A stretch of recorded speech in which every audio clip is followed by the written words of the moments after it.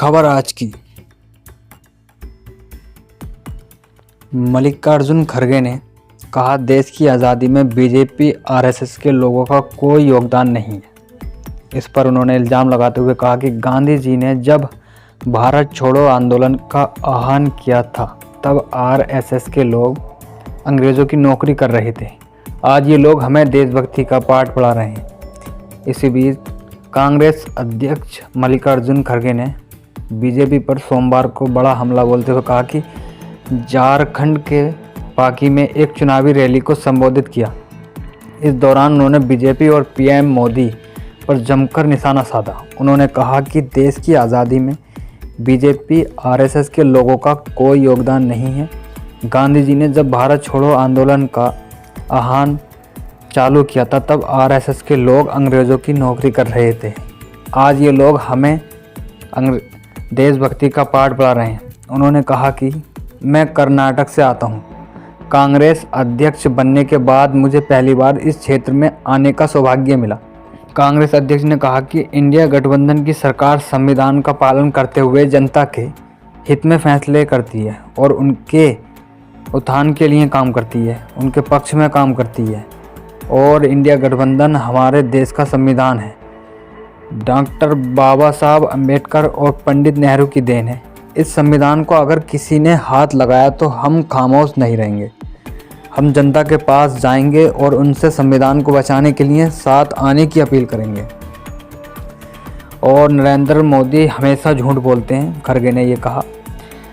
इसके बीच फिर मल्लिकार्जुन खड़गे ने कहा कि ये आपकी ही मदद है जिससे नरेंद्र मोदी को बहुमत नहीं मिला और संविधान संशोधन का काम रुक गया।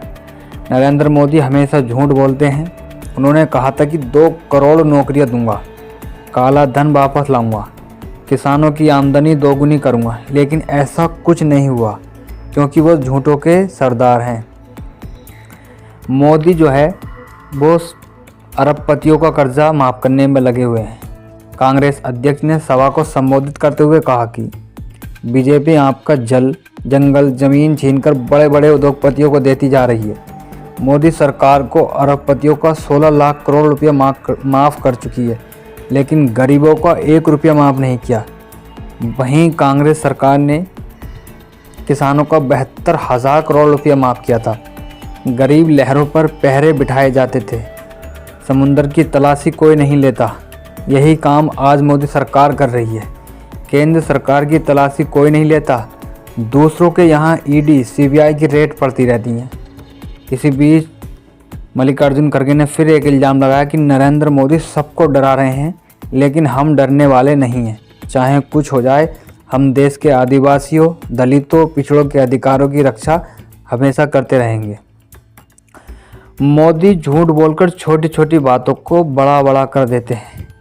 कांग्रेस अध्यक्ष ने कहा, जब राहुल गांधी अपने भाषण में संविधान दिखाते हैं तो नरेंद्र मोदी और अमित शाह इसका भी मजाक उड़ाते हैं। वे कहते हैं कि ये लाल रंग नक्सलवादियों का है, लेकिन नरेंद्र मोदी ने खुद लाल रंग का संविधान पूर्व राष्ट्रपति रामनाथ कोविंद जी को दिया था। मोदी जी हमेशा ही झूठ बोलकर छोटी छोटी बातों को बड़ा कर देते हैं, इसलिए मैं उन्हें झूठों का सरदार कहता हूँ। मोदी सरकार ओबीसी, दलित और आदिवासियों के विरोधी हैं और हमेशा उनका बुरा चाहते हैं। सभा को संबोधित करते हुए उन्होंने कहा कि पीएम मोदी वोट लेने के लिए अपने आप को बार बार ओबीसी बताते हैं, पर ये कभी नहीं बताते कि वो जातिगत जनगणना से पिछड़ों की आर्थिक और सामाजिक हालत देश से क्यों छुपाए रखना चाहते हैं। मुझे आश्चर्य नहीं होता, क्योंकि जब मंडल आयोग की सिफारिशें लागू हुई तो इसके विरोध में बीजेपी के लोगों ने यात्रा निकाली थी। राहुल गांधी ने हाल ही में धनबाद में कहा कि देश में करीब 50% ओबीसी, 15% दलित और 8% आदिवासी वर्ग के लोग हैं। इन वर्गों की बेहतर भागीदारी का सबसे बड़ा तरीका जाति जनगणना है।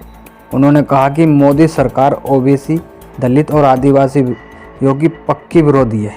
यह इस बात से पता चलता है कि झारखंड की गठबंधन सरकार ने ओबीसी आरक्षण 14% से बढ़ाकर 27% करने के लिए विधानसभा से प्रस्ताव पारित करके भेजा। मोदी ने यह प्रस्ताव गवर्नर से रुकवा दिया। अब इनका दोहरा चरित्र देश देख रहा है कि अपने घोषणा पत्र में ये ओबीसी आरक्षण बढ़ाने की बात कर रहे हैं, क्या इनकी बात पर आप लोग भरोसा करेंगे? मोदी एक पक्के झूठे लोग हैं।